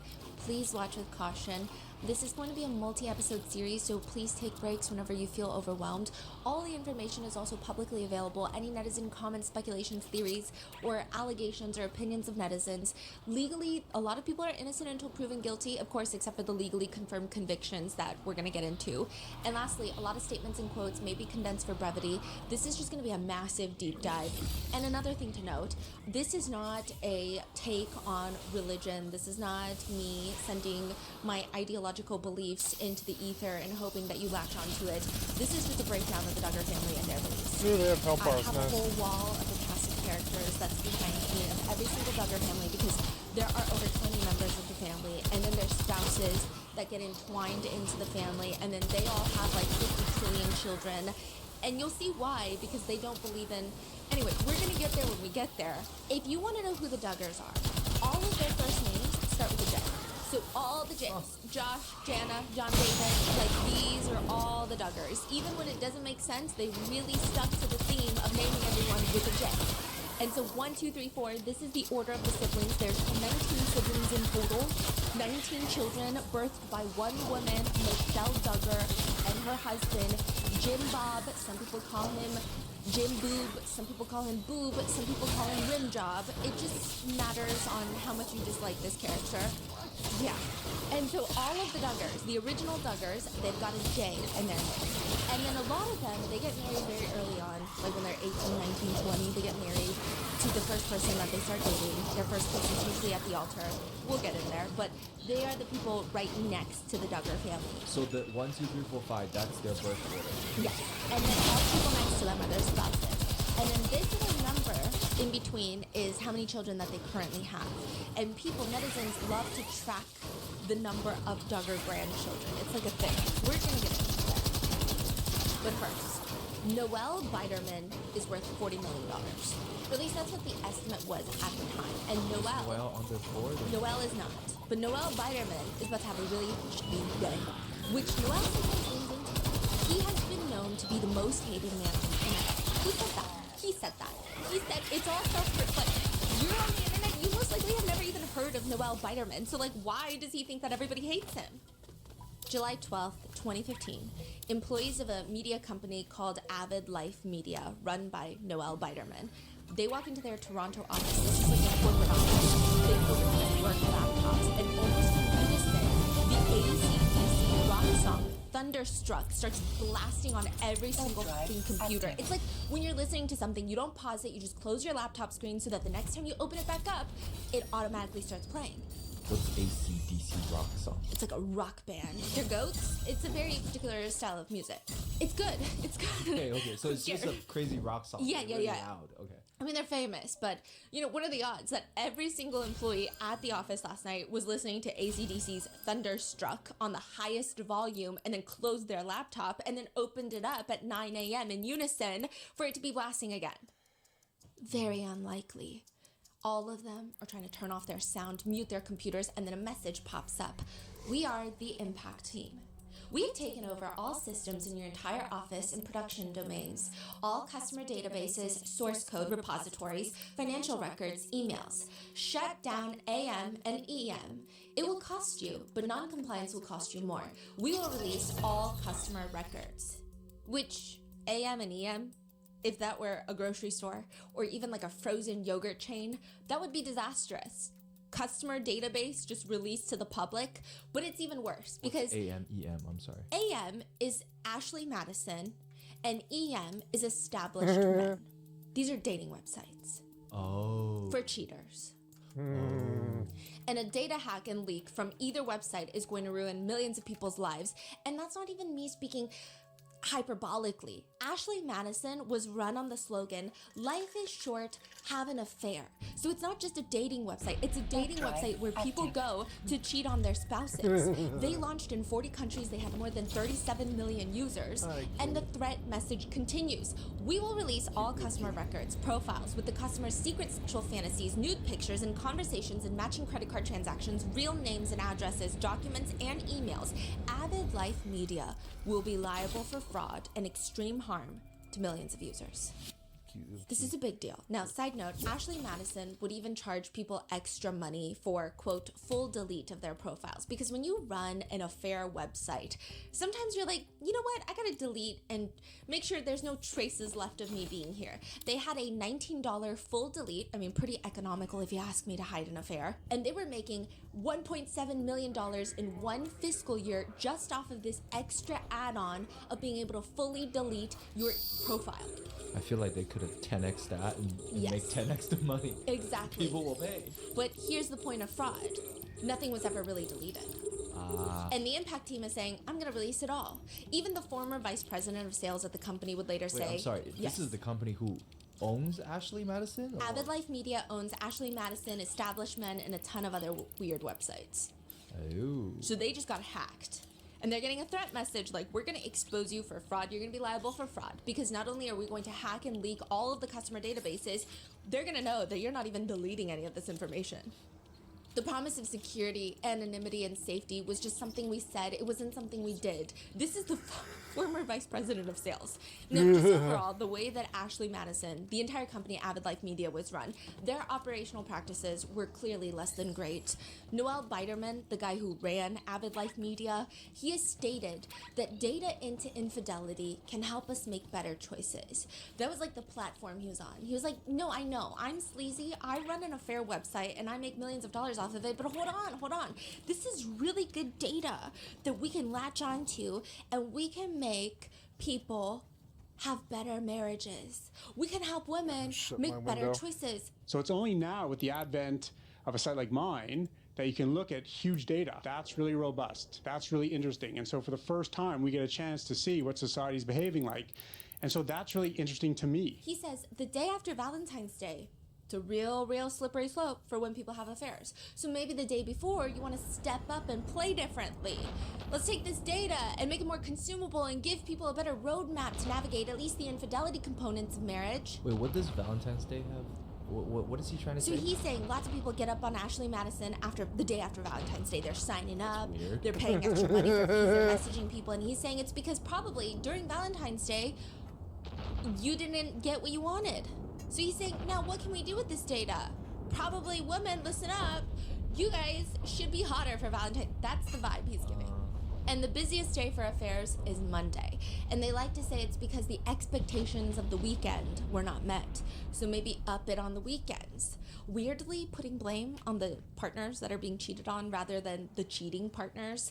But like, what do you expect from the person who runs Ashley Madison? Noel Biderman has just been known for saying some very weird, questionable, depressing things.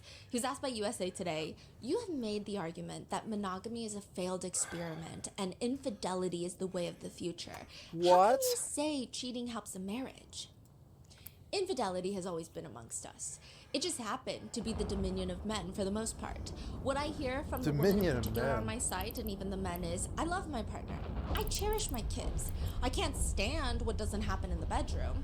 Most people are not willing to give it all up for a one-night stand of an encounter. What I'm saying is, majority of people having affairs are looking to preserve their marriage, not leave it. People pursue affairs because they don't want to leave their marriage. They want to have their cake and eat it too. I acknowledge that. I'm not suggesting it helps the dynamic between the two individuals, but it might help them stay within the institution of marriage. What if people are having affairs to stay married? What if they love their children, their partner, their extended family, their economic situation? They're just struggling with one element, which is monogamy. So what if they don't want to leave, but want to break with monogamy? I think people unfortunately stray long before we create Ashley Madison. And so there's a lot of shooting the messenger, but we're just, fulfilling a void that exists in the marketplace. Also, in the event that this information is not saddening enough, he says, one of the more important groupings we have found on Ashley Madison is the first-time affair seeker. 3 to 4 years into a marriage, typically, and there's a real correlation factor with pregnancy. Yes, men look to stray 3 to 4 years into a marriage. It coincides very directly with that first child on the scene. Essentially, men start cheating on their wives because she is pregnant and exhausted from creating a human life, and then continue to cheat on their wives now because the wives are now exhausted from single-handedly caring for and raising that life that she just birthed out of her body. Don't you love data? And Noel Biderman ran a website that clearly exploited such data by encouraging mostly men to have affairs. Now, side note, Noel Biderman, I will say, he did have access to some weird information that I don't know how accurate it is. I don't know if any of the conclusions coming from said data is important to anything. I'm not entirely sure. He just dropped random nuggets of statistics here and there, and I'm just going to drop it for you. It turns out that at least among our users, it seems to be the more women they are in a family, so the more daughters they have, or more sisters a man has, the more unfaithful husbands. They also study cheating and astrological signs. Their finding is Pisces men and Gemini women are the least faithful on their website. And ultimately, Noel says, but is it really my fault? Yeah, I am the most hated man on the internet, but if I shut down Ashley Madison tomorrow, do you intellectually, genuinely believe that a single affair will not take place? You're shooting the messenger. This is societal life. So what happened with the whole hacking leaking situation from Monday? Yeah, so they get that, leak. They're like, we got all your customer database. We're about to leak it. Shut down Ashley Madison and shut down established men. And they don't. So then it gets leaked. It gets leaked and it's an implosion. wherein someone on this board is involved in this leak. Okay. No, but because everything must come back to this as always, Noel Biderman was in the Epstein files. He was being introduced by a third party who emails Jeffrey Epstein and Noel, writing, "Hi Jeffrey, I hope all is well. I want to introduce you to Noel Biderman, who was the CEO of Ashley Madison and is now experiencing some of the downsides of this scandal. I was hoping that when Noel is next in New York that the two of you could meet and maybe you could help him think about life after a scandal. And in general, I hope all is well. Irrationally yours, Dan." Irrational, indeed. Dan, okay? But why was Avid Life Media targeted by this impact team of anonymous hackers? Wait. Why is Noel trying to be connected with Epstein? Yeah, we don't know. It doesn't seem like they met. There's like a few back and forth emails that I could find. I mean, there's no definitive response of if they did meet or did not meet, but there's no confirmative email of like, "Hey, so nice to meet you." Yeah. But why was Avid Life Media targeted by this anonymous hacking team? Is it just a bunch of scorned spouses who hate infidelity with a fire-burning passion and want to get rid of any safe space for the offenders and also have hacking experience?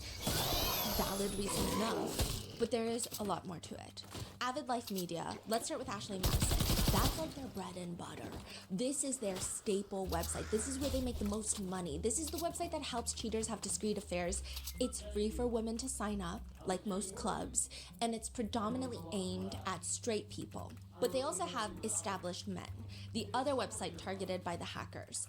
It's essentially a sugar daddy website, supposedly to connect older wealthy men with young women, both wanting quote-unquote mutually beneficial arrangements.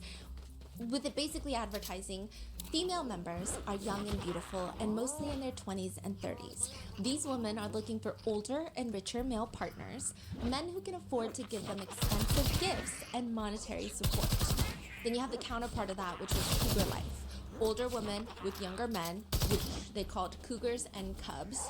They had Arrangement Finders, another sugar daddy website, but more emphasis on direct and explicit transactional nature of it. Broke College Girls, self-explanatory. They also had like a few smaller niche websites, but these are not just morally bankrupt sites. It's been reported that Avid Life Media employees would actively recruit escorts to join their sites like Arrangement Finders, and they had emails internally where they were discussing how they were going to grab foreign young women, smuggle them into the US, bypassing immigration to sign them up for these websites, which could very loosely be defined as human trafficking, sex trafficking. International. Yeah. I'm not saying that they did this, but I'm just saying they were coming up with ways of like, well, how would we lie to immigration authorities about it? Which I feel like you're already trying to commit the crime. But this threat that shows up on the employees' computers reads, Avid Life Media runs Ashley Madison, the internet's #1 cheating site for people who are married or in a relationship to have an affair. ALM also runs Established Men, a prostitution human trafficking website for rich men to pay for sex. Trevor, ALM's CTO, Chief Technology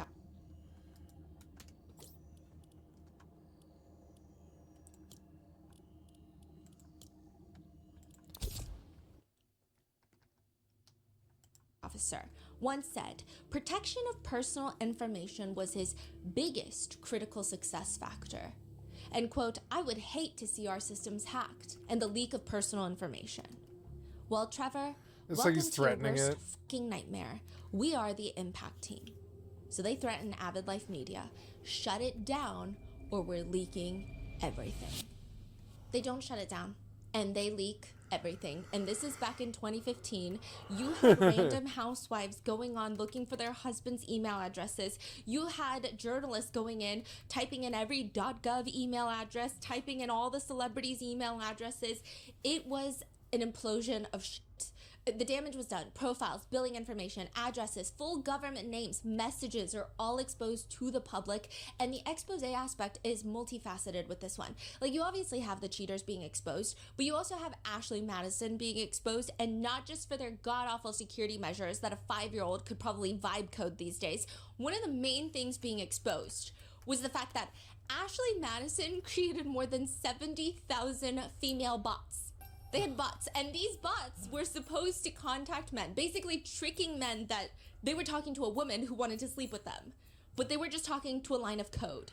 That makes sense. Yeah, because what woman is signing up for this website? If a woman wants to have an affair, she could probably just go to the grocery store. In the US alone, there were 19 million profiles, and 16 million of them were men. So who the hell are they talking to? It's not a local woman in their area who's hot and horny, okay? It's a bot. And the coders would even sit there coming up with their best lines to entice the paying men who want to have affairs. And these are a bunch of dude coders, because you can tell. So this is before like ChatGPT times. Yeah. Because today. Yeah. And so they're writing to them, when I was younger, I used to sleep with my friends' boyfriends. This is like a female bot messaging husbands. When I was younger, I used to sleep with my friends' boyfriends. I guess old habits die hard, although I could never sleep with their husbands. I'm sexy, discreet, and always up for a kinky chat. Would also love to meet up in person if we get to know each other and think there might be a good connection. Which then would push a lot of male users to purchase the $250 Guaranteed Affair Premium. Oh my god. Okay, so Exordium.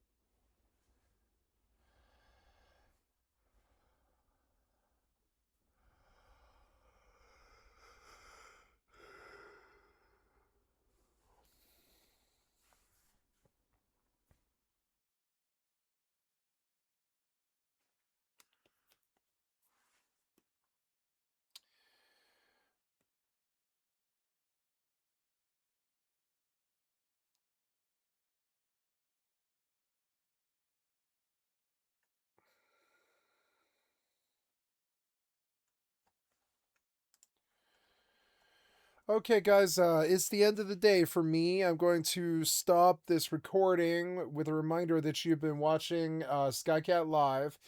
I'm a full-time variety gamer, all day, every day. Put me on in the background. Click on the cast space to donate. Come to the Twitch or the YouTube. Give me a like, sub, or a follow. I will be back tomorrow to play some 76 or Starfield or Eve and FFXI and such, and, have a good time. And I will be back. I'm going to stop this recording with a reminder that I have thousands of videos on my YouTube channel, which is reflected here, and I'm going to post these sessions that I recorded to my channel every day, and you can find this entire session in its entirety on my channel tomorrow. And I love you guys. It's the future where I can do an entire session and just upload it the next day. So I love you guys. Thank you so much. And I will be back tomorrow. I'm going to upload videos and title them. And then I will and then I will begin to go to bed. So I love you guys. Thank you so much. And I will stop the video.